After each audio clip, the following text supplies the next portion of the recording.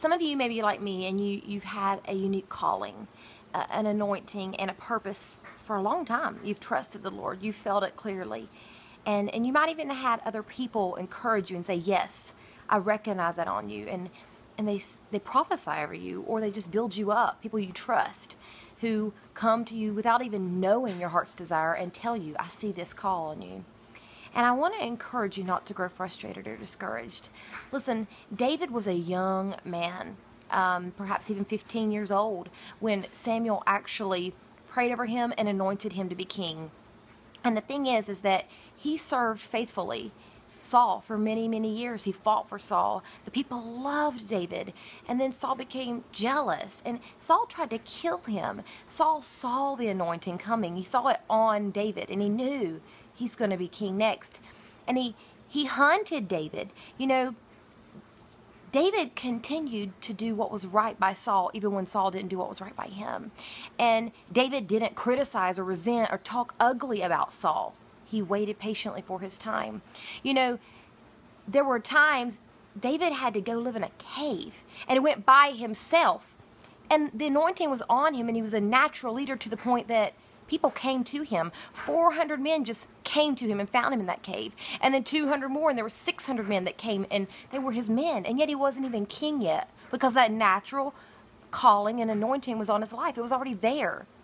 And so I want to encourage you right where you're at right now. Maybe you're not in your dream calling or the thing you've been waiting for years, but go ahead and build God's kingdom faithfully right where you're at, whether you're at work or you're in school or at a job or even at church in a position that isn't your dream. Go ahead and fulfill and build the kingdom every day passionately right there. David was a leader. And in fact, it was almost like he was a king over those group of men. They served him faithfully even before his appointed time. And then, you know, when they came and they finally told him Saul was dead, the messenger that brought it was a foreigner, and he thought David would delight. And you know, David said, you think I delight in the news of God's anointed? He never criticized Saul. I encourage you, whoever you may be under, don't ever criticize them. Or maybe you're not under someone, but you see others rising up and they have similar callings as you or passions, and it seems like everyone else around you is being promoted but you.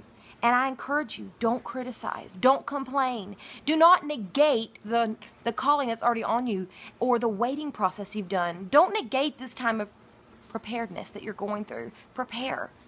Be ready, because David didn't know the hour that it would come, and then he stepped into that calling. Listen, when David finally became king, he was only king over Judah. For 7.5 years, he wasn't the king over all of Israel. He was the king over Judah only. You know, he could have griped and complained and said, Lord, I've waited all this time, and it's just Judah? But no, once again, he was a good king. He did what was right, and he trusted God. I encourage you, no matter where you're at and how much of a promotion you've had, take it seriously and be prepared and trust the Lord and serve him. And know that David had to wait 15 years or more before he was finally stepped into that call that Samuel had anointed him to do and that he was waiting for. And he never criticized. He didn't complain. He served faithfully. And then he kept his covenant. He took care of Saul's family and Jonathan's family years later. He continued to do so. Keep your word. Be a woman or a man of your word. And don't tell people you'll do something and then not do it because it's not convenient. Serve the Lord faithfully. If you're leading a small group, lead it. If you are leading worship, lead it. Be there. It doesn't matter how many people show up. Do it with all that's within you and trust the Lord. Serve him. Be prepared. Fill up on his word and just trust the Lord. His word will never return void unto himself.